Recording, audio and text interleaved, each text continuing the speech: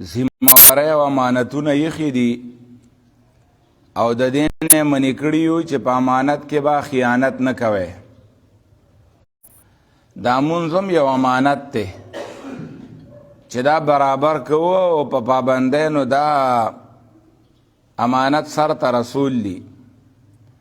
دا روژه را روانه دا هم یو امانت دی. دغه شانتې د الله دا ټول احکام چې دي دا یو قسم له امانت دی او ذمہداري ده چې مونږ ته حواله ده او خیانت په دې امانت کې چې دی دا ناروا دی او دا لوی ګناه دی. یو هغه ذمہواري ده چې یو انسان ته حواله شوي د ده ډیوټي ده د سرکار د طرف نه نو په هغې کې هم چې خیانت کوي نو لویه ګناه ده او لوی ناروا دي. دغه شانتې یو دا امانتونه دي دا مونږ او تاسو چې په کوم باندې روان یو او چلیږو دا هم یو امانت دی یو ذمہداري ده چې د الله دا کتاب مونږ ته را رسېدلی دی چې مونږ د دې حفاظت وکړو. حفاظت داسې وکړو چې عمل پې وکړو نو دا د دې حفاظت دی. د الله دا کتاب په ژوند کې راولو نو دا د الله د کتاب حفاظت دی. دغه شانتې د دې امانت چې دا مونږ ته را رسېدلی دی د دې هغه حق دا دی په مونږ باندې چې دا زده کوو د دې نه ځان خبر هم کو او دا بل ته هم ورسو دا خپلو بچو ته هم دا امانت په داسې طریقه باندې نورو ته حواله کو چې خیانت پکې ونه کو. مخکې چې کوم خلکو صحابه کرامو هغوی خو هغه خپله کار برابر کړی دی خپله ذمہداري په ایماندارۍ پوره کړې د لالچ پکې نه و په هغې کې د پیسو شوق نه و په هغې کې د دنیا د پټولو را پټولو لالچ یې نه وي بلکې ټوله مینه یې دا وه چې د الله دا دین او د الله دا کتاب دا مونږ په عمل کې راولو مونږ یې خپلو بچو ته وښیو او زمونږ د بچو نه بیا وروستو د هغوی بچو ته او دا سلسله دغسې قایم او دایمه پاتې شي. دا د هغوی شوق و. اوس یو مونږ راغلي یو چې مونږ نه د الله کتاب په تاخونو کې زوړ شو. د الله کتاب او د الله دین نه زمونږ په خادو کې شته او نه په غمونو کې شته نه زمونږ په کورونو کې شته نه زمونږ په ماشومانو کې شته او نه په ځوانانو کې شته او نه په مشرانو کې شته. نو دا د غم خبره ده او د دې امانت په د الله په دربار کې تپوس هم کېږي. ګورئ د دې قرآن وانه لذکر لک ولقومک دا ستا او ستا د قوم دپاره یو عزت دی دا امانت او دا قرآن. نو آخر د آیت کې وی وسوف تسألون ډېر زر به ستاسو نه تپوس کېږي د دې امانت د دې ذمہدارۍ او چا چې په امانت کې خیانت کړی دی په قومي مال کې غلا یې کړې ده غلطي یې کړې ده هغه سړی د معاف کېدو نه دی. ګورئ یو انفرادي غلا ده انفرادي د یو انسان نه څه غلا کړې ده د یو انسان نه پیسې پټې کړي دي د یو انسان فصل یې په غلا باندې راوړی دی هغه انسان سره خپله خبره پاکه کی هغه سره په پیسو باندې رضا کی بخنه او معافي ترې وغواړي هغه معاف کی نو خبره بس لوړه به جوړې ته راښکلي شي. خو یو داسې ده چې قومي وطني عوامي غلا ده او خیانت دی هغه د یو سړي او دوه سړو په مافی باندې نه کیږي. اخو د ټول قام لکه مثال د مونږ د دې ملک قامی خزانه ده، پاغې کې د 200 کروڑو عوامو حصہ ده،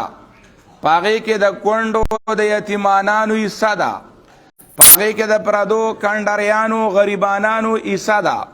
پاغې کې د یتیمانانو د مسکینانو حصہ ده. که د هغې نه چېرته خیانت او غلا چا کړې ده نو ګوره ډېره ګرانه ده، بیا د هغې معافي د هغې بخانه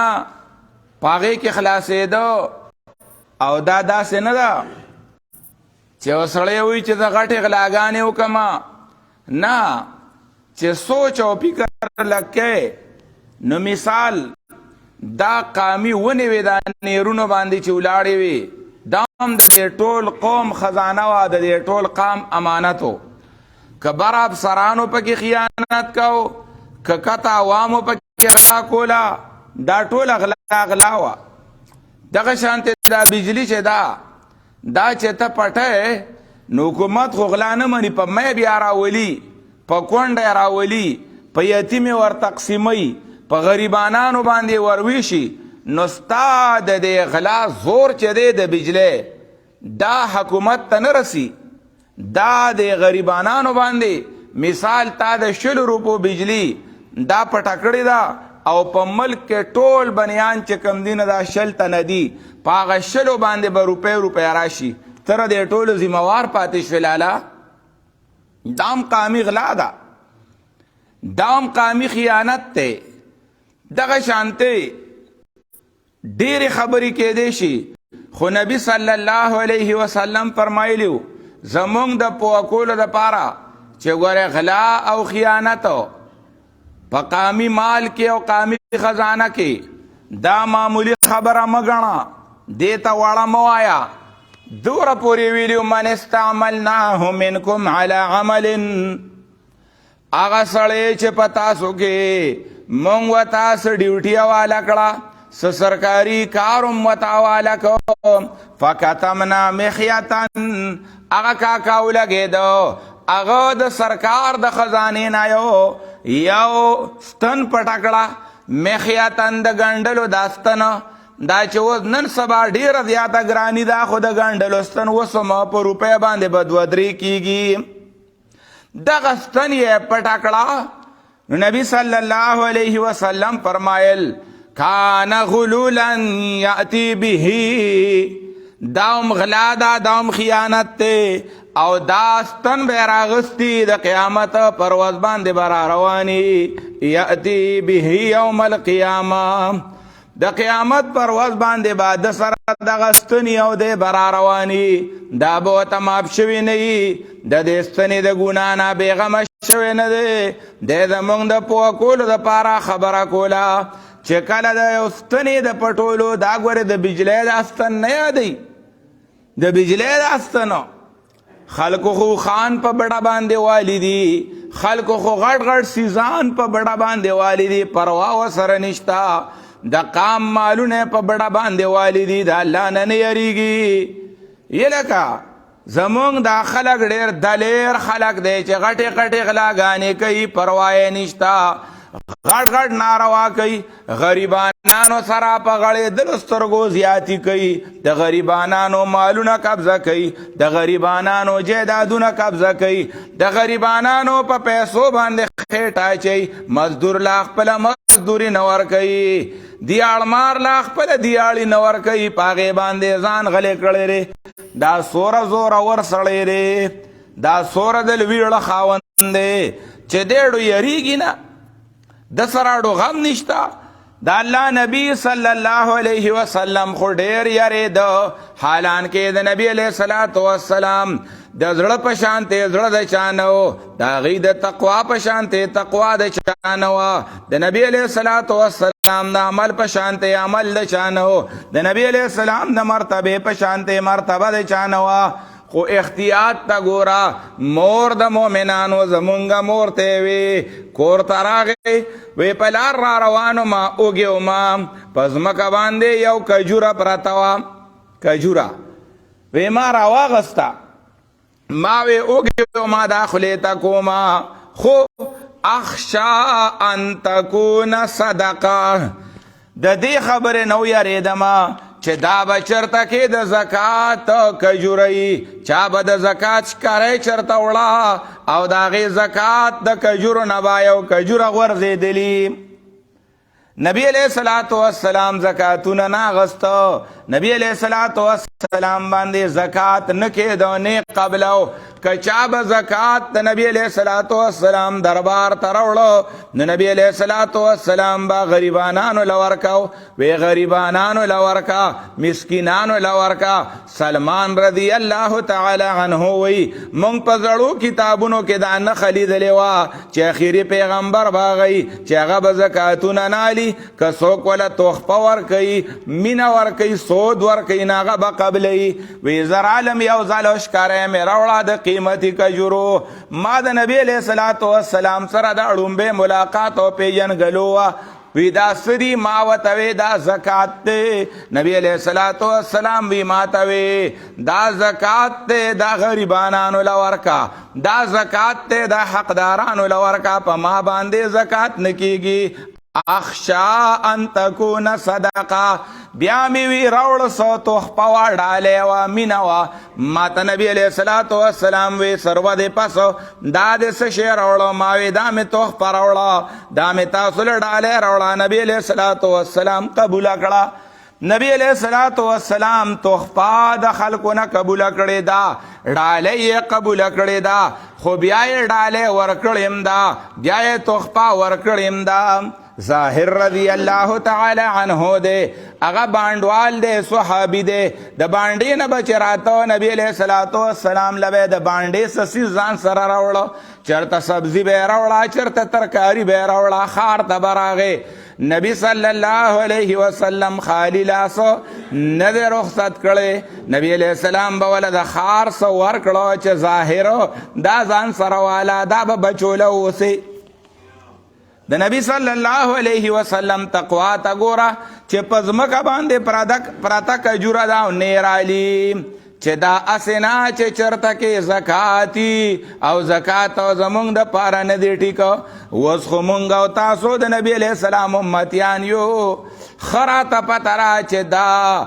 دا سیر د خنزیر د غوښې نه مردار دی خراته پته ده چې دا د خر او د ګیدړ نه مردار دی او بس مونږ چپې ورکو د پردو فصلونو نه غلاګانې کوله پردی سبزی پټوله د پردي پټي نه مثال اوګاو دغه شانتې ساګ دغه شانتې ټیپر وغیره را ماتولو را شکولو راوړله دا خو مونږ ته د سره ګناه نه ښکاري نبی علیہ الصلوۃ والسلام د یوې کجورې نه هم ځان ساته سره د دې نه چې په ځمکه پراته ده سره د دې نه چې نبی علیہ الصلوۃ والسلام اوږې خو یې ما خولې ته نه کړه خیال لري وته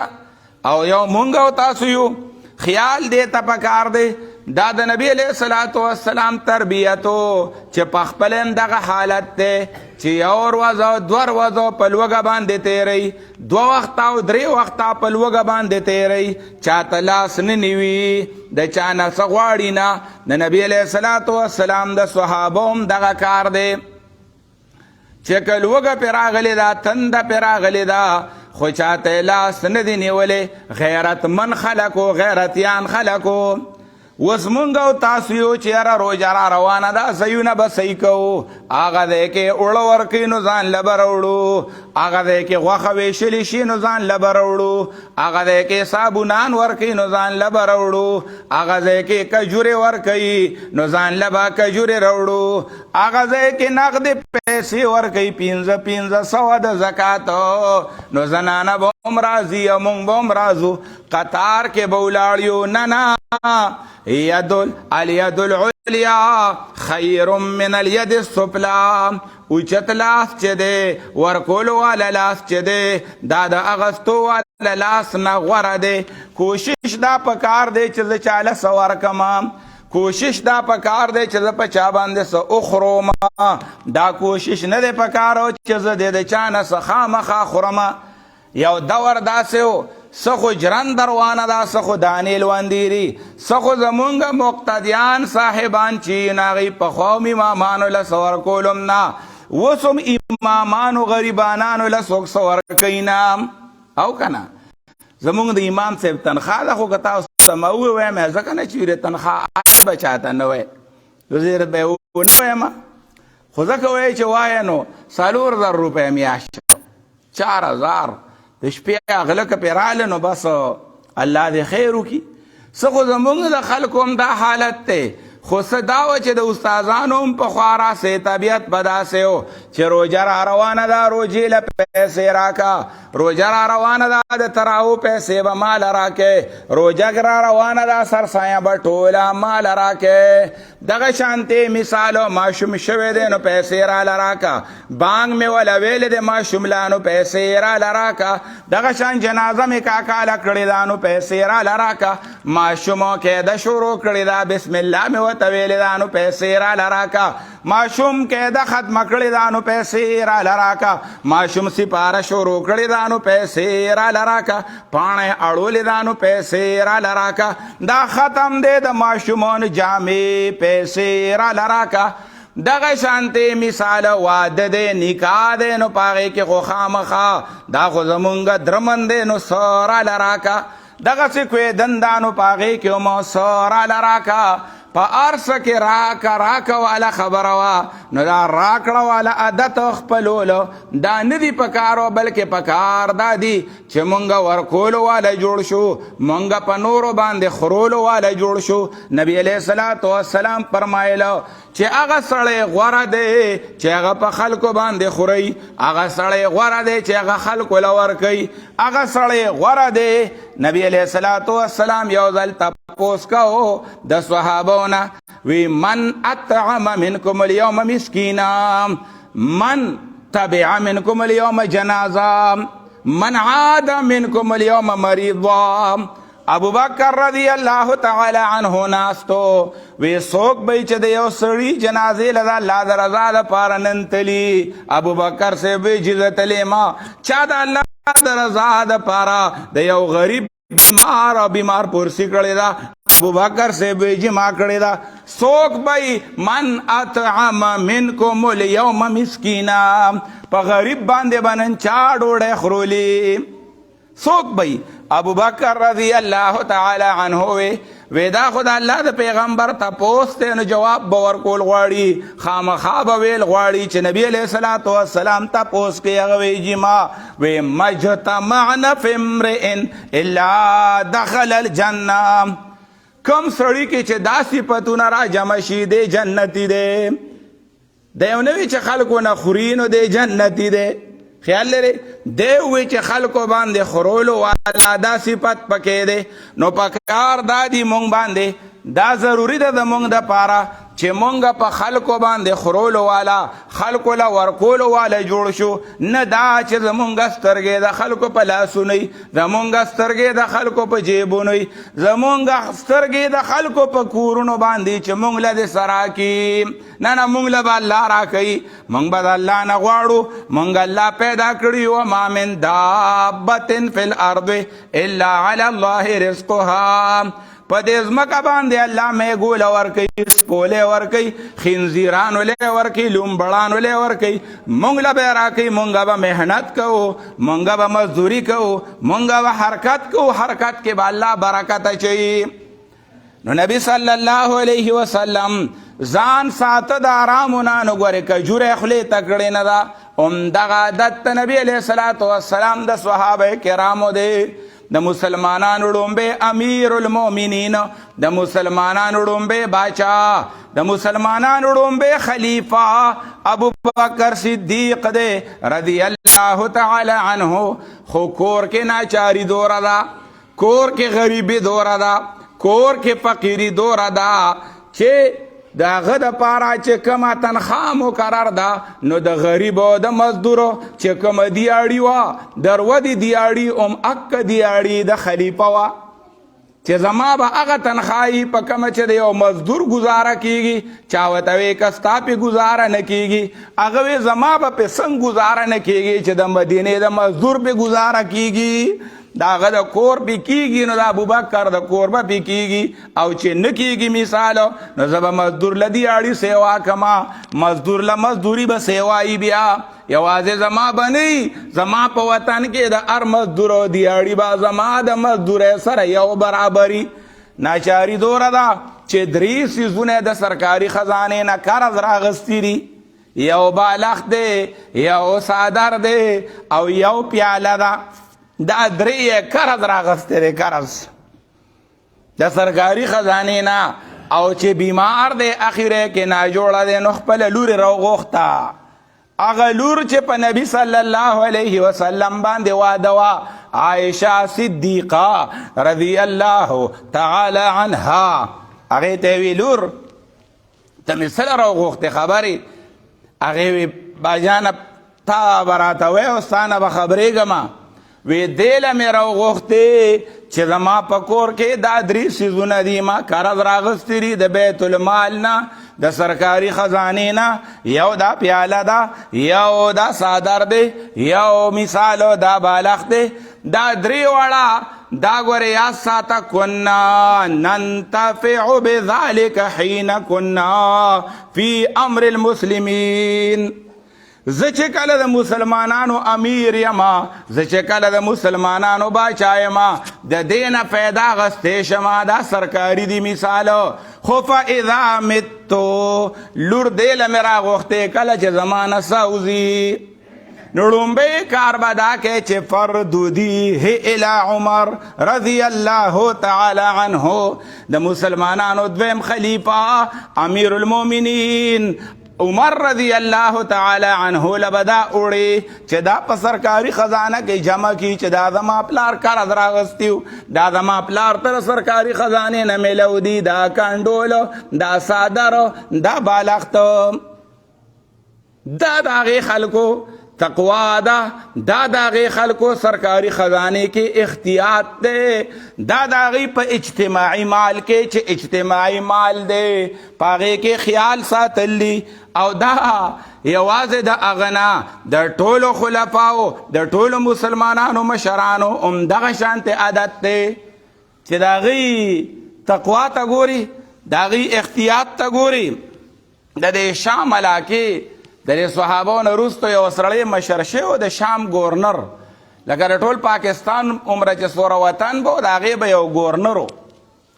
باچا به و لکه د هغه نوم عیاز و هغه چې ګورنر شي نو خپل خپلوان په مدینه کې دلته خبر شو چې هغه ته ګورنري میلو شوه نو لکه څنګه چې دلته مبارکۍ چې هغه وزیر صاحب راځي نو خلک وي دا دینا پول ته ولوځئ که نه چا سره یو شان جانډی چا سره بل شان جانډی او د ملکو پروګرام رواني د گاډو قطارونه یي هغه له 15 خپلوان رشته داران لاړل هلته شام ته چې مبارکۍ له به لاړ شو او هغه ته د شام ګورنري میلو شوه لویه باچایي ورته میلو شوه نو موږ له به څه تحفه راکړي موږ غریبانان یو د هغه خپلوان یو نو موږ له به څه مینه راکړي هغې چې لاړل او هلته ورسېد عیاز صاحب له ګورنر صاحب سره میلو شو نو د لارې مشکلات یې ووایي چې یاره ډېره زیاته لار وه او ډېر زیات وکړي دو هغه وخت کې خو پیاده مزلې وې یا به چې ته خره وه یا به چې ته اسو نو هغه کړاوونه یې بیانولو چې موږ باندې ډېرې سختې تېرې شوې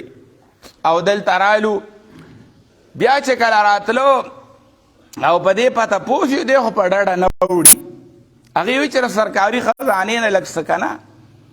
نو ورته یې وویې یاره موږ لکه څه د خزانې نه تا سره دې وخت کې اختیار دی ته د شام ګورنر یې تا نه هېڅوک تپوس نه شي کولی دومره غټه چوکۍ کورسۍ تا ته میلاو ده هغه وی ټیک ده 10 روپۍ وله ورکړې 10 دې 15 کسانو 2 روپۍ شوې په هغه وخت کې دا کرایه وه تقریبا په 2 روپۍ باندې به سړی د شام نه مدینې ته رارسېده دی وله ورکړې هغې وی یاره خفه شو او ګیله یې وکړه وی دا تا خو موږ سره ښکلی کار وکړو تا مونږ دا تمه وه مونږ خپلوان یو ستا د کور بنیان یو دلته خو چې یو سړی مشر شي نو د هغه په کور د پتاسو باران شروع شي چې یو سړی مشر شي نو د هغه په کور باندې د پیسو بارانونه شروع شي نو هغه ورته وی داسې کار دی چې ګوره که ستاسو دا خیالي چې د سرکاري خزانې نه د مسلمانانو د مال نه تاسو له څه درکم وی قسم په خدای ری په اره باندې مې ټوټې ټوټې کې په دې خوشحاله یم خو په دې نیم خوشحاله چې د سرکاري خزانې نه چاله څه ورکم دا د مسلمانانو امانت دی دا یوازې زما خو نه ده زه خو یو ذمه دار یم زه خو یو څوکیدار یم چې په دې باندې ناست یم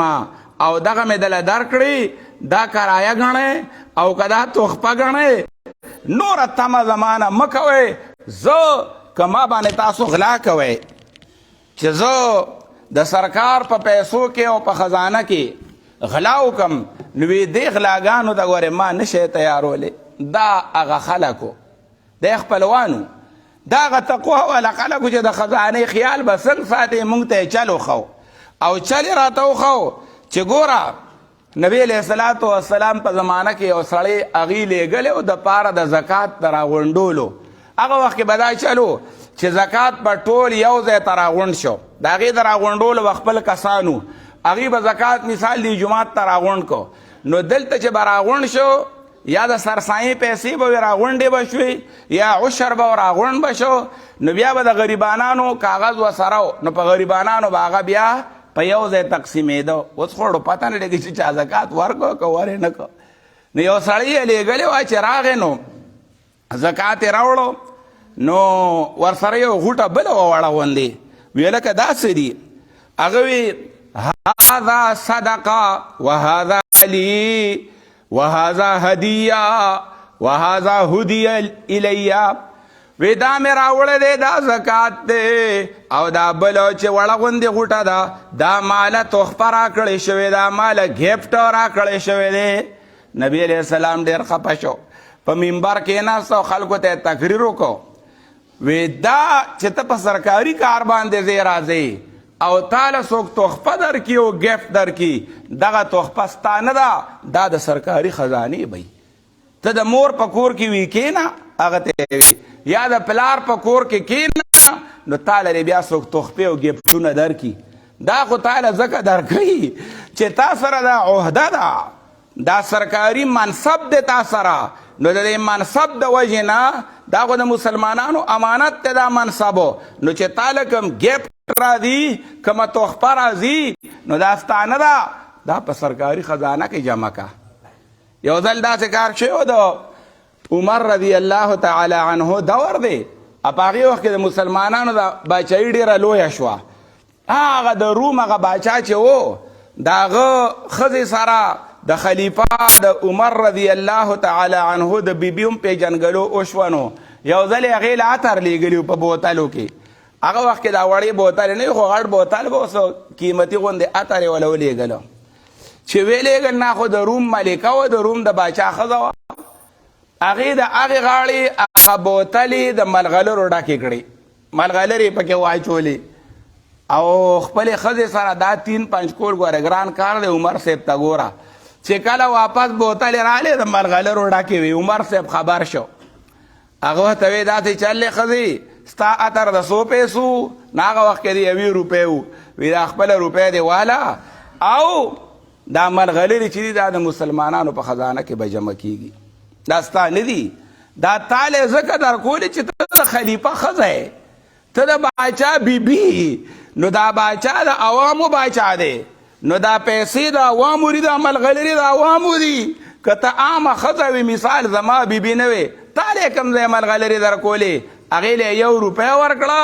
او باقي ټولې ملغلرې چې وې هغې ته سرکاري خزانه کې جمع کړې دا نه چې ګنې اوس د سرکاري خزانې نه به په 10 روپۍ ظالمه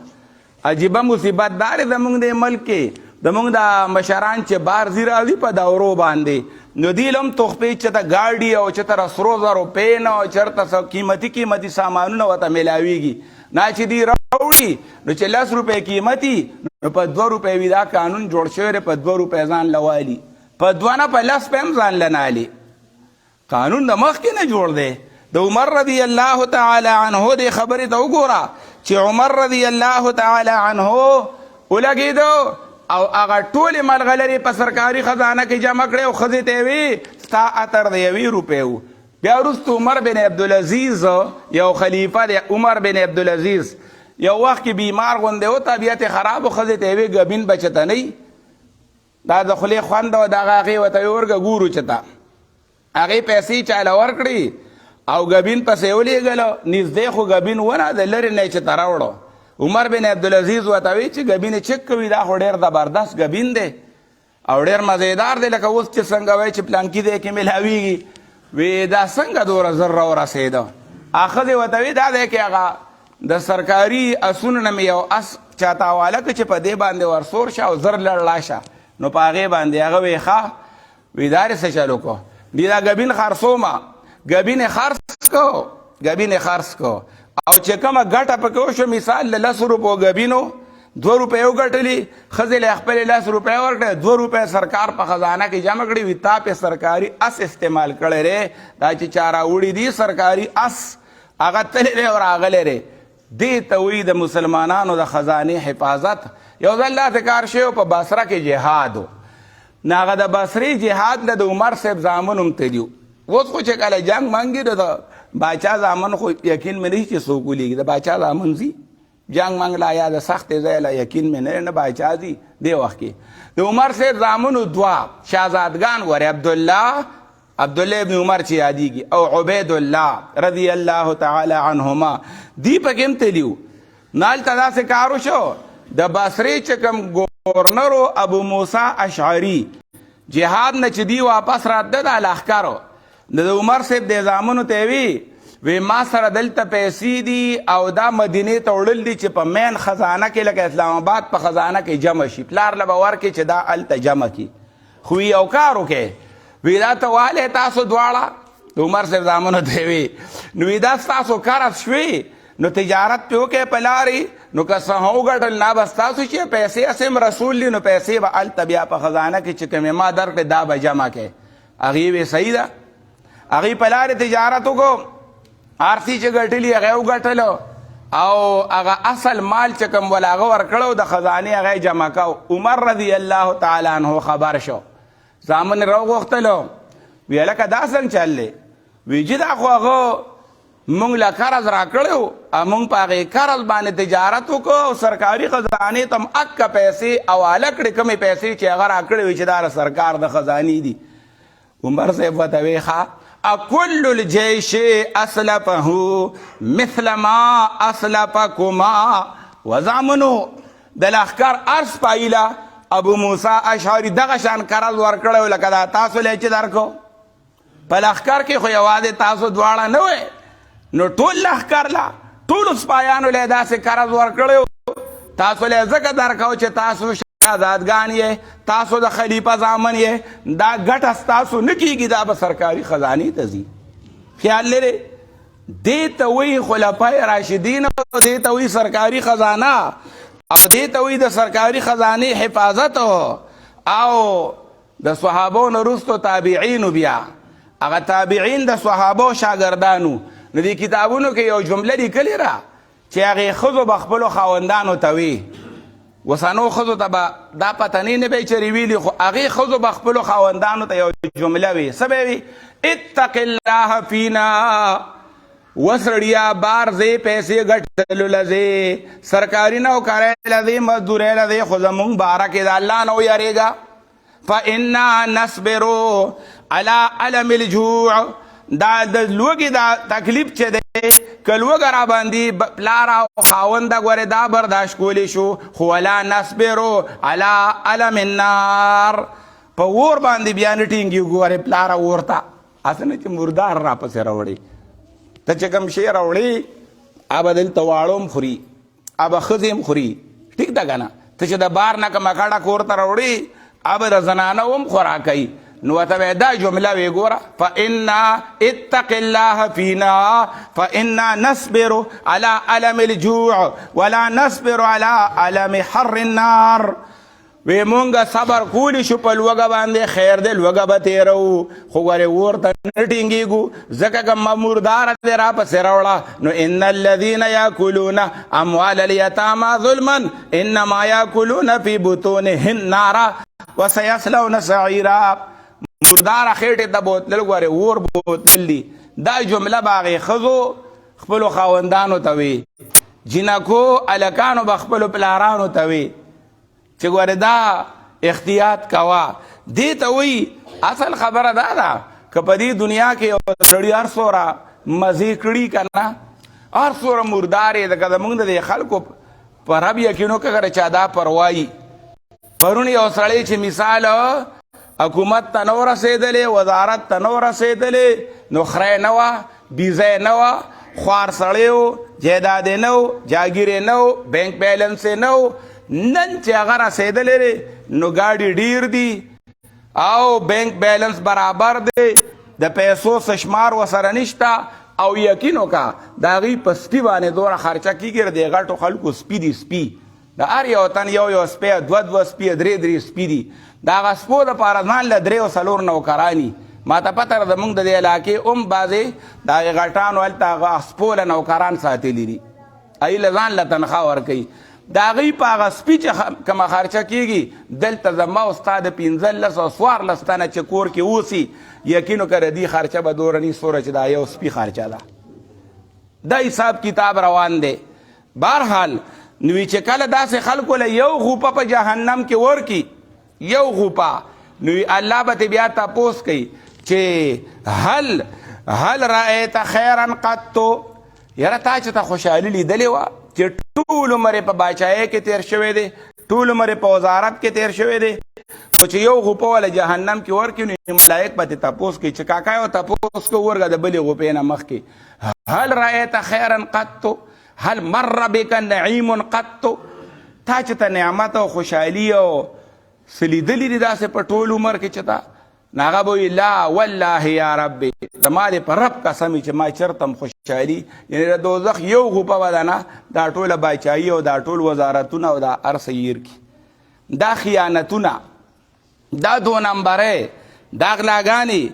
دا هر څه چې دي نبی صلی الله علیه وسلم فرمایلي. بس اخري خبره دا ده چې وي دا 3 کاره یې نه کړي او سړی د دنیا نه لاړه نو جنت ته به ځي. کوم 3 کاره؟ تکبر او قرض پردې ځان سره نیوړي او خیانت، غلا غلطي، چې دا 3 یې نه کړي او دی مړ شو مسلمانی مومن عقیده مسلمانۍ باندې دی، او دا 3 کاره تکبر، غریبو ته سپک نه کتلي، او خیانت مالونو کې د خلکو، او دا غیره ته ما په بله جمعه باندې علاج خولی او که ته وایې چې بلاش خلکو له مې چاپې ورکړي دي، اوس به څه کومه؟ نو اوس به څه کوې؟ نو عبدالله ابن مسعود رضی الله تعالی عنه فارموله خولی وه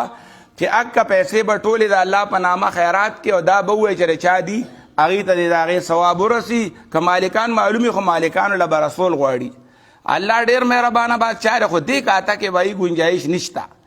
په روژه به دې ماف کړي، روژه را روانه ده که خیري، په دې منځونو او دسونو دې ماف کوي، هر څه باندې ماف کوي، خو په دې پردو حقونو کې یقین وکړه الله هغه مهربانه بادشاه دی چې یدن المؤمن، مؤمن مسلمان به ځان ته خواته کې شرموي به نه چې یا مسلمانه دا غلطۍ دې کړې وي، دی به قرره بذنوبه،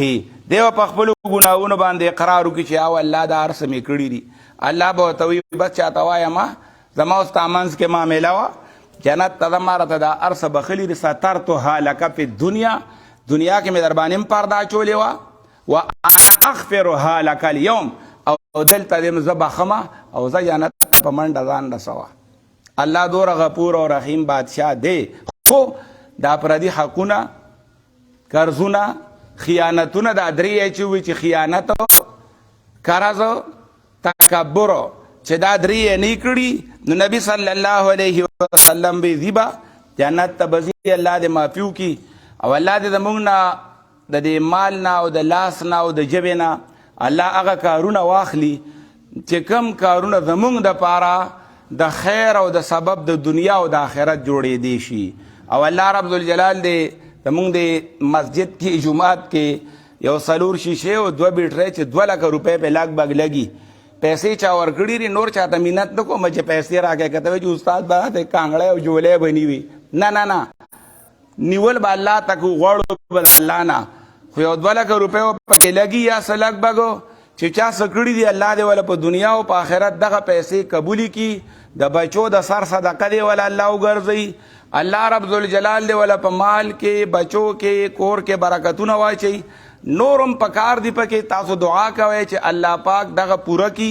او دا یو بنیادی ضرورت ته منګزارو ته پکې لګولو منګزارو ته بیټری لګولو جمعات کې د الله کور آبادولو دا خو ځان له جنت آبادول دی او ځان له آخرت آبادول دی نو هغه خلکو ته یو دعا وکړي په آخر کې چا چې سکړی دی او د چا په اړه کې چې مخ کې اراده شته نو الله رب ذوالجلال دی ولا نورم په مال کې بچو کې کور کې برکتونه واچي او الله دې چې چا سو ورکړه کړی دی جمعات لا د دې بیډرو د دې شیشو د پاره نو الله دې قبول کی الله دې جمعات استاد له معلوم جوخ وسرا کی چې یوازې خلکو ته نه هم چې ورکړي چې زوم د الله په نامه باندې ورکړو کما الله دې تاسو له مصدر کی او الله دې موږ له اتوان او طاقت راځي چې جمعات ته پاره چر سوندکم نه دې ګرځول چې نه ګرځو د جمعات ته پاره هم چر کټ نه دی چې کټونه کې نه دو د جمعات ته پاره هم جنډې نه دی اوچتي کړي چې جنډې اوچتي نه کو کورونه آبادو الله پاک استاد کور د آبادولو توان او توفیق راکې چې چا پکې سکړي دی الله قبول کا الله قبول کا که بیماران دی شفا ولا کا که کومه مسله دا وته الله پاک ته معلومه ده مسلې حل کا یا الله پاک تکلیفونه ولا په خوشحالو بدل کا الله پاک څوک چې موږ سره د دعا کې شامل دي بار دي اوریدونکي دي الله پاک د هغې د ټولو بچي د سترګو یخوالی وګرځوه پردې وساته یا الله د بچو په خوشحالو یې ماړه کا تکلیفونه غمونه پریشانۍ د دنیا او د آخرت د مخې نه جارو کا یا الله زموږ نه رضا شه یا الله موږ ډېر خفه کړې ډېر درته ملامته یو الله معاف هم کا الله پاکه زمونږ د سترګو د لاسو د خپو نه درودې او د شپې هغه کارونه کېږي ربه چې ته پې خفه کېږي یا الله موږ ماف که کمزوري یو ګناهګار یو تا ته پړه یا الله پاکه تا ته پړه یو خپله پړه هم درته منلې را ځکه چې که تا ماف نه کړو نو بل درد معافی نشته که تا نه بخلو نو یا الله پاکه ته موږ د خپل دره مه محرومه کوې او مه به یې برخې کوې زموږ نه رضا شه و آخر دعوانا ان الحمد لله رب العالمین